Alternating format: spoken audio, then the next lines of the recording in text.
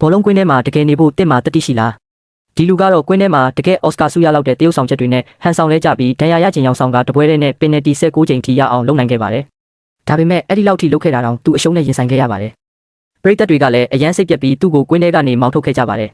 သွားစရာနေရာမရှိတော့တဲ့အခါသူဟာပျက်စီးနေတဲ့ဂိုးပိုက်ကိုကြည်ရင်အကြံတစ်ခုရလာခဲ့ပါတယ်ဒိုင်လူကြီးကငါ့ကိုပင်နယ်တီမပေးရင်လည်းဒီဂိုးတိုင်ကိုပဲငါအိမ်အဖြစ်ပြောင်းလဲပစ်မယ်လို့ဆုံးဖြတ်လိုက်ပါတယ်သူဟာလေနဲ့မိုးကိုကောက်ွယ်ဖို့ဂိုးတိုင်ပတ်ပတ်လဲမှာနေရန်တွေရင်စတင်ကာရန်ခဲ့ပါတယ်ပြီးတော့တန်မဏိကတင်ပေါင်ကိုအခိုင်အမာတက်ဆင်ခဲ့ပါတယ်ကြာရှည်ခံအောင်အပြင်ဘက်ကိုတစ်သားတွေနဲ့ဖုံးအုပ်လိုက်ပါတယ်နေရန်မှာမီလို့ကောင်းအောင်အေးဆက်တဲ့ကောင်းအုံးတွေကတ်ထားပြီးအပေါ်မှာမွေးရတစ်ခုခင်းလိုက်ပါတယ်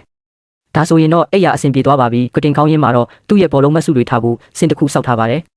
အသုံးပြုရလွယ်ကူအောင်မီးပလက်ပေါက်တွေနဲ့ခလုတ်တွေကိုလည်းတက်ဆင်ထားပါတယ်ကတင်အောက်မှာတော့သူ့ရဲ့မုတ်ဖိုးတွေတင်ထားဖို့လှုပ်ဝက်အန်ဆွဲတွေထည့်ထားပါတယ်အဲ့ဒီအပေါ်မှာစင်နဲ့လျှက်စစ်မီးဖို့ပါဝင်တဲ့ဘတ်စုံသုံးဗီဒီယိုတစ်ခုကိုထည့်လိုက်ပါတယ်အပေါ်ဆုံးမှာတော့ဟင်းခတ်အမွေးကြိုင်စင်လေးရှိပါတယ်သူ့ဘေးမှာတော့လုံခြုံစွာတက်လို့ရတဲ့လှေကားနဲ့လက်ရန်တွေပါတဲ့ရေချိုးခန်းလေးရှိပါတယ်နေရန်ဘက်မှာတော့အဝတ်စားတွေတေးတေးတက်တက်တင်ထားနိုင်တဲ့အဝတ်ဗီဒီယိုကိုတက်ဆင်ထားပါတယ်ဖုံမဝင်အောင်မှန်တကားတွေလည်းတက်ထားပါသေးတယ်ထောင်းတနေရာမှာတော့သူ့ရဲ့ Super League စုဖလားတွေထည့်ထားတဲ့မှန်ဗီဒီယိုလေးရှိပြီးသူ့ဘေးမှာတော့အလုပ်လုပ်ဖို့စပွဲလေးဆွဲထုတ်လို့ရပါတယ်အဲ့ဒီစပွဲကဗိုက်စားတဲ့အခါထမင်းစပွဲဖြစ်လဲအသုံးပြုနိုင်ပါတယ်